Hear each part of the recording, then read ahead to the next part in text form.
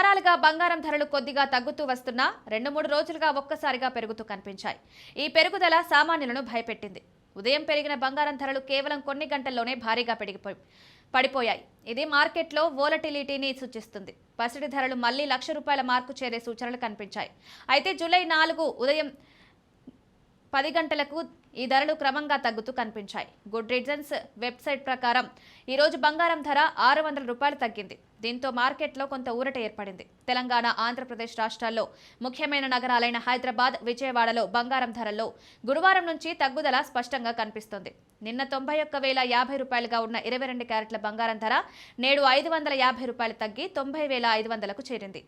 24 క్యారెట్ల బంగారం ధర నిన్న ₹99,330 ఉండగా నేడు ₹600 తగ్గి ₹98,730గా ఉంది. ఇది గోల్డ్ మార్కెట్లోని అస్థిరతను సూచించడమే కాకుండా కొంతమంది కొనుగోలుదారులకు మంచి అవకాశంగా మారింది. బంగారం కొనేవారు ఇప్పుడు తక్కువ ధరకు కొనుగోలు చేసే అవకాశం పొందారు.